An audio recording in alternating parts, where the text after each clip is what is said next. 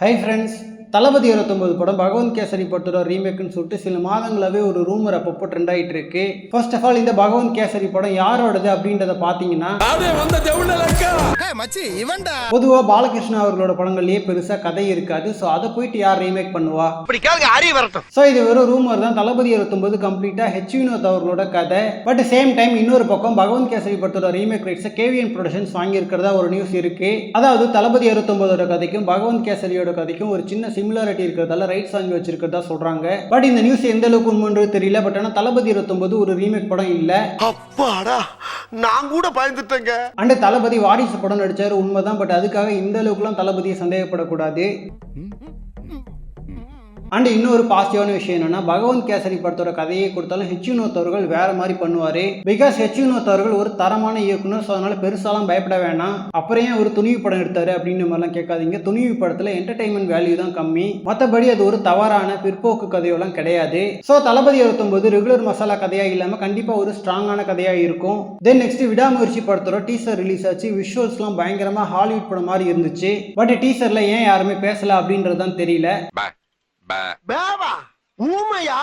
Background music Anirudh அவர்கள் வேட்டையின் படத்துக்கு பண்ண மாதிரி கிளாஸா பண்ணியிருக்காரு. அண்ட் அஜித்தே கடவுளே அப்படின்னு சொல்லிட்டு ட்ரெண்டிங்ல இருக்கிற அந்த ஒரு ரிதமையும் யூஸ் பண்ணியிருக்காரு பேக்ரவுண்ட்ல. ஃபர்ஸ்ட் 2 தடவை நல்லா இருந்துச்சு. பட் விக்டரி அப்படின்னு சொல்லிட்டு 3வது தடவை வரும்போது கொஞ்சம் ஃபன்னியா இருந்துச்சு. அந்த டீசர் எண்ட்ல பொங்கல் வெளியீடு அப்படின்ற மாதிரி அனௌன்ஸ் பண்ணிட்டாங்க. அது யாருக்கு எதிரான அனௌன்ஸ்மெண்ட்னா குட் பேட் அக்லிக்கு தான். பிகாஸ் பொங்கலுக்கு விடாமுயற்சி வருதா இல்ல குட் பேட் அக்லி வருதான்னு சொல்லிட்டு யாராலையுமே உறுதியா சொல்ல முடியல. 2 படத்துக்கும் கடுமையான போட்டி போயிட்டு இருக்கு. ஒரு பக்கம் Mythri movie makers Pushpa 2 event எல்லாம் குட் பேட் அக்லி பொங்கலுக்கு தான் பிளான் பண்றோம்னு சொல்லிட்டு இருக்காங்க. இன்னொரு பக்கம் இப்போ விடாமுயற்சி டீசர்லயே பொங்கல் வெளியீடு அப்படின்ற மாதிரி போட்டிருக்காங்க. சோ போற போக்க பார்த்தா பொங்கலுக்கு இந்த 2 படமுமே வந்துரும் போல. அங்கிட்டு போய் விளையாடுங்கப்பா. பட் என்னோட கெஸ்ஸிங் அஜித் அவர்கள் லாஸ்ட் மினிட்ல குட் பேட் அக்லியை வந்து தள்ளி வைக்க சொல்லுவாரு. தென் நெக்ஸ்ட் மகாராஜா படம் சைனாவில் ரிலீஸ் ஆகி வெறித்தனமா ஓடிட்டு இருக்கு. அதுக்குள்ளேயே 20 கோடி கிட்ட கலெக்ட் பண்ணிடுச்சான். ஸோ இன்னும் ஒரு 2 வாரத்துக்கு மேல ஒன்னா சைனாவில் மட்டுமே 100 கோடி வசூல் பண்ணிடும் அப்படின்ற மாதிரி சொல்றாங்க.